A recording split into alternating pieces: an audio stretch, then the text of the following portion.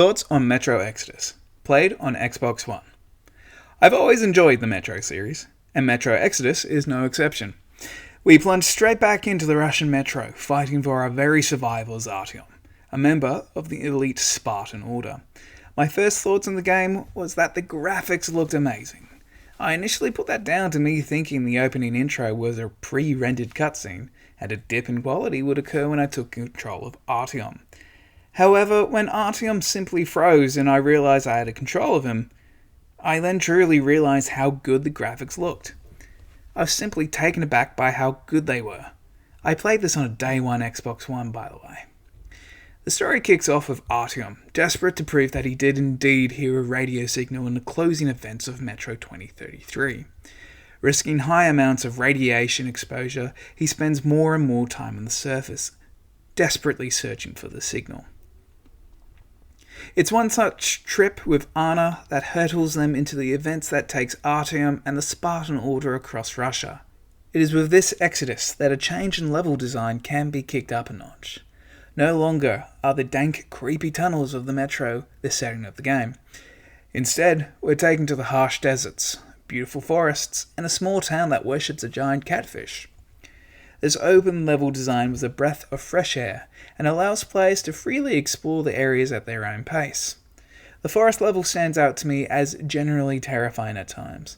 A pack of wolves roam the forest randomly, and if you are unlucky to cross their path, you might be their next meal. Your train, the Aurora, serves as the hub area of the game. Throughout time, the train becomes more packed and things are changed to show that actual humans occupy the space. It does an amazing job to make it feel like this is a home for some desperate survivors, but it is a well-loved home.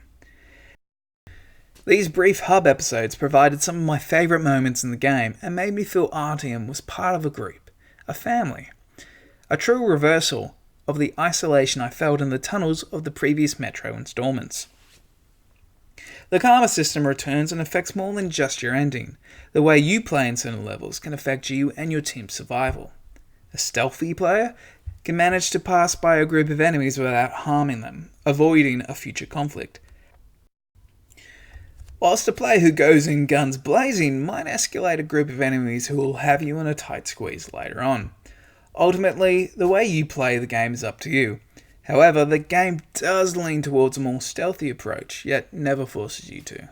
Forced stealth mechanics and segments never improve gameplay. I loved Metro Exodus. Its literal journey across Russia had me thinking of it time and time again after finishing the game. I was invested in my crew's safety and took every effort to make them survive in the end. I felt tense till the very end of the game, something I haven't felt since the closing moments of ODST.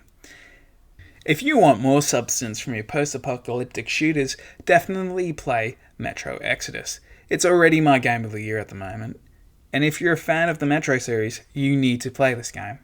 This game is available on all consoles and is currently available for free on Xbox Game Pass.